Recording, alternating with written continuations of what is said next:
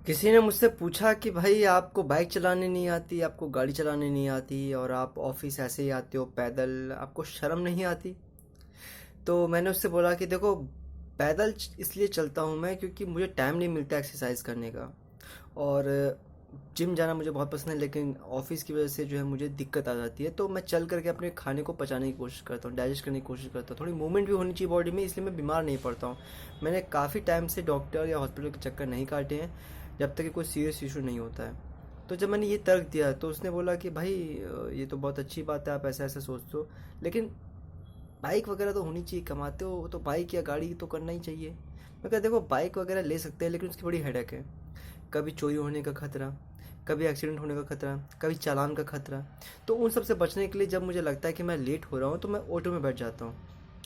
तो एक भाई ने कहा कि भाई ऑटो में बैठ के आते हो तो बड़े धक्के लगते होंगे, बड़ी दिक्कत होती होगी, सबको कूड़े के डिब्बे की तरह बैठा देते हैं एकदम। मैंने बोला कि देखो भाई, जब मैं इस ऑटो पे बैठता हूँ तो बेशक थोड़ा बहुत कष्ट होता है, लेकिन कई बार मैं अकेले भी सफ़र करता हूँ। कई बार मुझे काफ़ी सारे लोगों से बात करने का मौका मिलता है। 10 तरह के लोग मिलते हैं, उनके एटमॉस्फेयर देखता हूँ, उनसे बात करता हूँ, वो बात करते हैं। कई बार चुप होकर के हम यात्रा करते हैं, लेकिन बहुत सारी सिचुएशन हम देखते हैं कि किस तरह के लोग हैं समाज में। तो बेसिकली अगर मैं किसी के अनुसार अपने फाइनेंशियल गोल सेट करता हूँ, गाड़ी खरीदता हूँ, बाइक खरीदता हूँ, हेलीकॉप्टर खरीदता हूँ, तो ये चीज़ गलत होगा। मुझे देखना है कि क्या मैं कंफर्ट फील कर रहा हूँ अपनी लाइफ में, जो मेरे माइंडसेट है, जो मेरे गोल्स हैं, क्या मेरा फाइनेंशियल गोल ये है और क्या ये मुझे खुशी दे पा रहा है। तो उस बंदे के मन में मेरे प्रति एक नेगेटिव था कि भाई कितना कंजूस है, खड़ूस है, ये पैसे बचाता है, ये पैदल आता है, ये ओल्ड ट्रेडिशन को फॉलो करता है, और ये लोगों के जैसा नहीं है जैसे और लोग चलते हैं, और लोग जो है बाइक वाइक से आते हैं। तो मैंने उसको बताया, एक्सप्लेन किया कि देखो, कई बार मैं पैदल आता हूँ, कई बार मैं ऑटो से आता हूँ, कई बार मैं बाइक वाइक ओला वोला से बाइक वाइक बुक कर लेता हूँ। तो डिपेंड करता है कि भाई मुझे कैसे चलना है, मेरी सिचुएशन क्या है। ऐसा नहीं कि मैंने एक हैबिट बना रखी है कि मैंने एक एक स्टैम्प पेपर में लिख दिया कि ये चीज़ करनी ही करनी है, ऐसा नहीं है। हमारे नियम समय और परिस्थिति के अनुसार थोड़े बदलते जाइए। ये नहीं हो कि आपने कह दिया कि आज जो है स्वेटर, मतलब विंटर सीजन है तो विंटर सीजन के बाद समर भी तो आएगा, तो आपने फिर स्वेटर पहन के आना शुरू कर दिया। ऐसा नहीं है, सिचुएशन के हिसाब से आपको परिवर्तन करना चाहिए। तो वैसे ही फाइनेंशियल गोल होना चाहिए, या फिर आपके आने जाने का कन्वीनियंस, कि आपको क्या सूट कर रहा है, जो आपको सूट कर रहा है, जिसमें आप कंफर्टेबल हो, वो होना चाहिए। अब किसी ने मुझे कहा कि भाई आप ऐसे नहीं आते हो, वैसे नहीं आते हो, ये कपड़े पहनते हो, वो कपड़े पहनते हो, ठीक है, चिल, ओके। वो उसका नज़रिया है जीवन को देखने का। वो अपने थॉट, अपने सोचे हुए विचार आपके ऊपर लागू करने की कोशिश कर रहा है। वो अपने माइंडसेट को, अपने थॉट्स को आपके लाइफ में प्रभावित करने की कोशिश कर रहा है कि भाई तुम भी इन नियमों को मानो, ये मेरा माइंडसेट है, ये तुम्हारा भी माइंडसेट होना चाहिए, तुम मानो इसको, ये दुनिया है। वो बताता है आपको। असल में वो दुनिया की थोपी हुई बातों से प्रभावित होकर उसे अपनी दुनिया, अपने माइंडसेट बनाता है, एंड देन वो अपने माइंडसेट वो दूसरों पे भी लागू करने की कोशिश करता है। तो कुछ लोग ऐसे भी होते हैं। अगर आप उनमें से बन जाते तो फिर दिक्कत है, क्योंकि आपको फिर दुख मिलने वाला है। लेकिन अगर आप किसी भी बातों को तर्क की कसौटी पे कसते हैं, आप ये देखते हैं कि भाई ये चीज़ें कितनी सही है, कितनी गलत है, कहाँ तक इसमें सुधार होने की ज़रूरत है, कहाँ तक मुझे मानना चाहिए, तो शायद आपको जो है अच्छा फील करेगा। क्योंकि मैंने नोटिस करा है, काफ़ी सारे लोगों को ज़रूरत नहीं होती किसी चीज़ की, वो बल्क में ले लेते हैं, ऑफर्स का वो मतलब कि एक लालच आ जाता है उनको।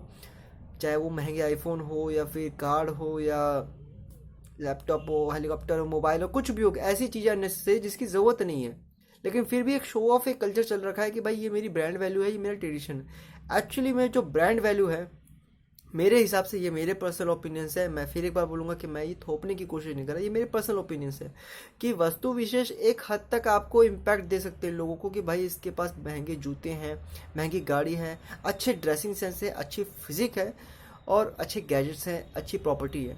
बट एट द एंड, कि आप उन चीज़ों का इस्तेमाल किस तरीके से कर रहे हो, कैसे कर रहे हो, और आपका बिहेवियर समाज और लोगों के प्रति कैसा है, ये मायने रखता है। क्योंकि ये सब होने के बावजूद अगर आपका व्यवहार अच्छा नहीं है, तो फिर आप कहीं एग्जिस्ट नहीं करते, आपकी कोई वैल्यू नहीं रह जाती।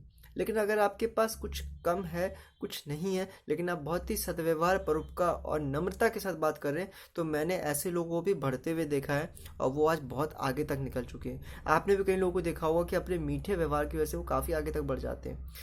उनमें दुकानदार काफ़ी प्रसिद्ध हैं। मैंने काफ़ी सारे दुकानदारों को मेरे ही नज़दीक में देखा है बढ़ते हुए। तो ये बातें मैं क्यों कर रहा हूँ बेसिकली, क्योंकि मुझे बुरा नहीं लगा। बुरा लगता था पहले, बहुत हाइपर हो जाता था मैं, मेरे अंदर भी एक कमी थी कि मैं बहुत जल्दी रिएक्ट कर जाता था, क्योंकि मुझे अत्याचार, गलत, अन्याय बर्दाश्त नहीं होता, ना अपने साथ ना अपने लोगों के साथ। लेकिन आज मैं ये समझ चुका हूँ, आज मैं इतना जान चुका हूँ कि सामने वाले की जो थॉट प्रोसेस है, इमेजिनेशन है, प्रोस्पेक्टस है अपने लाइफ के प्रति या हमारे लाइफ के प्रति या हमारे प्रति उनका नज़रिया, वो हमारी लाइफ को कैसे देख रहे हैं या हमारे बिहेवियर को कैसे देख रहे हैं, वो उनके खुद की इंडिपेंडेंट सोच नहीं होती है। वो संसार द्वारा निर्धारित नियमों में बंध जाते हैं, या फिर जो भी ओल्ड ट्रेडिशन से फॉलो चीज़ें हो रही हैं उनको मानते हैं, उनको एक्सेप्ट करते हैं, उनको क्रॉस चेक नहीं करते कि कितनी सही कितनी गलत है। और कोई ऐसी संस्था या स्कूल या इंस्टीट्यूशन शायद इतनी ज़्यादा मात्रा में नहीं है जो उनको इस तरह की सीख दे कि भैया human behaviour, psychological and all these things. तो आने वाले टाइम पे शायद शिक्षा व्यवस्था में ऐसी सुधार लाए, क्योंकि किताबी जो चीज़ें हैं वो नॉन प्रैक्टिकल है, और खेती बाड़ी हो गई या फिर ह्यूमन साइकोलॉजी हो गई, जो स्वास्थ्य शिक्षा वाली चीज़ें हो गई है, कृषि व्यवस्था हो गई, या फिर डॉक्टरी चीज़ें हो गई है, या फिर मैन्युफैक्चरिंग चीज़ें, ये चीज़ें होनी चाहिए, प्रैक्टिकल होनी चाहिए, जहाँ पे ह्यूमन बॉडी इंगेज हो सके। ये नहीं कि वो किताब कॉपी लिखते रहे, क्योंकि इंसान जब खाली रटता है, पढ़ता है, प्रैक्टिकल नहीं करता तो वो भूल जाता है, उसका भूलना निश्चित है। तो ये एक लूप होल है। और वीडियो को ज़्यादा लंबा नहीं करेंगे, ख़त्म करेंगे, क्योंकि काफ़ी सारी बातें कर दी। मेरे को पुलाव भी खाना है, अभी बनाया मैंने, बहुत टेस्टी है। उम्मीद है आप अपनी फीडबैक देंगे, क्योंकि ये सारी बातें अचानक से जहन में आई, मुझे लगा कि शायद इसे शेयर करना चाहिए, क्योंकि फिर बाद में ये डिस्क्लोज हो जाएगा। और मीडिया को लेकर के मैंने कुछ बात रखी है, प्लीज़ कोई भी मीडिया वाला इससे ऑफेंड ना होना, क्योंकि ये सभी मीडिया वालों की बातें, कुछ अच्छे पत्रकार और पत्रकारिता वाले बंधु हैं जो आज टीवी मीडिया को बचाए हुए रखे हुए, जो भी आज पोजीशन है 142, 143, 144, वो शायद इन्हीं की वजह से, नहीं तो और भी ज़्यादा नीचे हो जाती।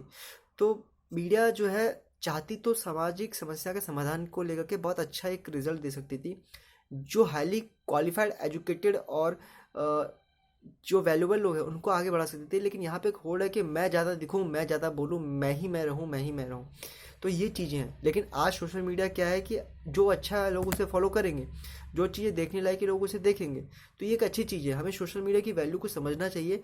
एक कमी है सोशल मीडिया में कि क्रॉस चेकिंग फैक्टर नहीं, कि भाई एक यूनिवर्सल फैक्टर जैसे पीएच वैल्यू है कि 7, वैसे सोशल मीडिया में कोई ऐसे चैनल्स या ऐसे कोई समीक्षा करने वाले लोग नहीं है, विश्लेषण करने वाले लोग नहीं कि भाई इसका चैनल इतना बढ़िया है, इसके चैनल का कंटेंट इतना फेक है, इतना रियलिस्टिक है। तो ये चीज़ आने वाले टाइम पे शायद आ जाए, शायद हम जैसे लोग ही करें कि विवेचना करें कि भाई ये व्यक्ति इतना सही है, इसकी वीडियो जल्दी सही है, ये चैनल को इतनी रेटिंग मिलनी चाहिए।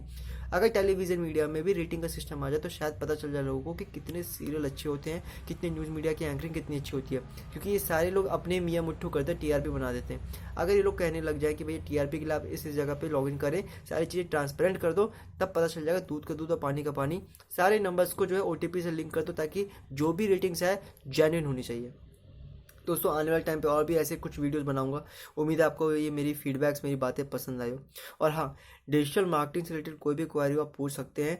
और डिजिटल मार्केटिंग अगर फ्री में सीखना हो तो यूट्यूब सर्च कर सकते हैं, मेरे भी प्लेलिस्ट है, मेरा भी यूट्यूब चैनल है, वर्डप्रेस, ब्लॉगस्पॉट, सोशल इशूज़ और तमाम तरह के नॉलेजेबल प्लेटफॉर्म्स यूट्यूब पर हैं जो आप सर्च कर सकते हैं। देखिए, मैं ऐसा व्यक्ति हूँ जो मैं नहीं चाहूँगा कि मेरी ऑडियंस कहीं और ना चले जाए, ऐसा नहीं है।